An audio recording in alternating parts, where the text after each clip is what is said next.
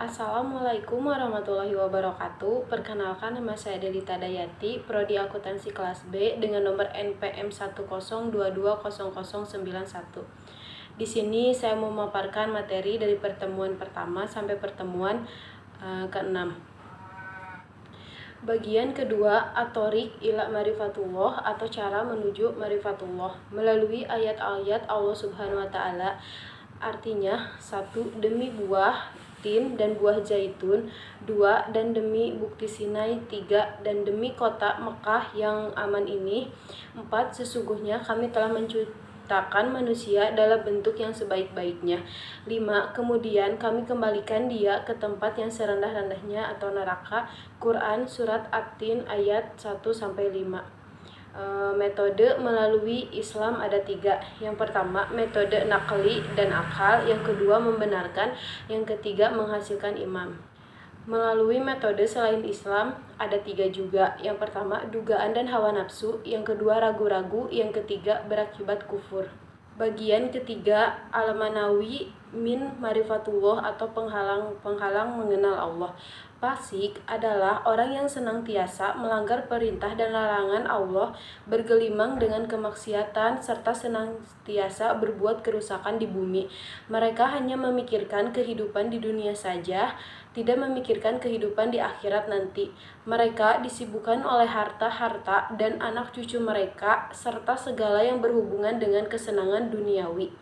Sifat-sifat dan perilaku seperti itulah yang akan menghalanginya dari mengenal Allah Subhanahu wa taala. Yang pertama, al-kibru atau kesombongan. Kesombongan merupakan suatu sikap di mana hati seseorang ingkar dan selalu membantah terhadap ayat-ayat Allah Subhanahu wa taala. Yang kedua, al-zumu atau kezoliman.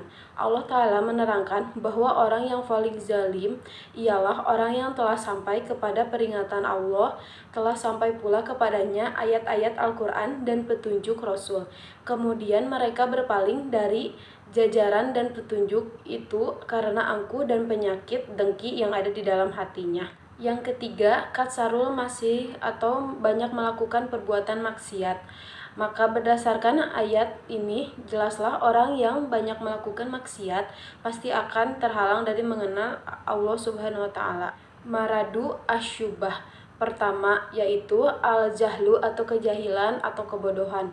Mereka tidak mau menggunakan potensi diri mereka untuk memikirkan ayat-ayat Allah Ta'ala sehingga ia dicela di dalam Al-Quran dengan ungkapan. Yang kedua, al-irtiyab atau keraguan-raguan. Hal ini disebabkan karena sedikitnya ilmu dan marifah atau pemahaman. Bisa dikatakan pula keraguan-keraguan ini lahir dari kebodohan. Begitulah orang-orang munafik selalu berada dalam kondisi terombang-ambing antara imam dan kafir. Ketiga, al-inhirat atau penyimpangan.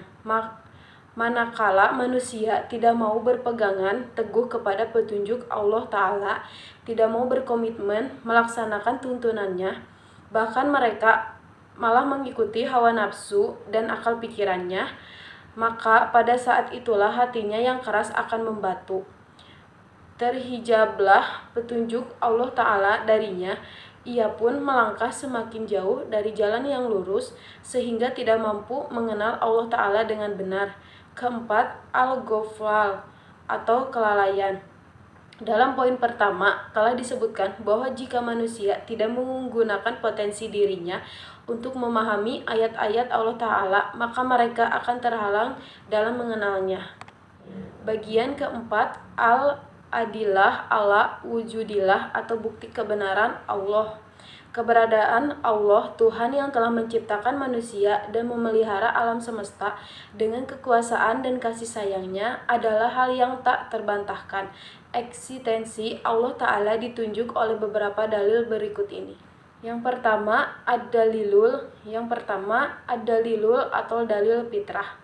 Secara bahasa, fitrah artinya al-khilqah, yaitu keadaan asal ketika seorang manusia diciptakan oleh Allah. Fitrah adalah sifat ajasi atau dasar yang masih murni, yang belum terpengaruh oleh faktor-faktor eksternal. Kalau manusia dibiarkan dalam fitrahnya, tentu ia akan mengakui adanya zat maha hebat yang telah memberinya rezeki, menghidupkan dan mematikannya. Demikian itu karena manusia diciptakan atas fitrah itu. Yang kedua, ad-dalilul hissi atau dalil yang dapat diindera. Ada bukti-bukti keberadaan Allah Ta'ala yang dapat dilihat, dirasai atau disentuh oleh indera manusia. Biasanya berupa kejadian luar biasa yang terjadi di tengah-tengah umat manusia. Yang ketiga, ad-dalilul akli atau dalil yang dapat oleh akal. Bukti rasional atau akal yang digunakan untuk merenungkan keadaan diri manusia, alam semesta. Dia dapat membuktikan adanya Tuhan.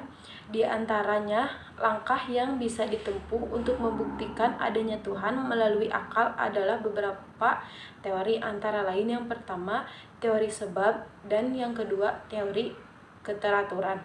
Yang keempat, ad-dalilul nakli atau nas.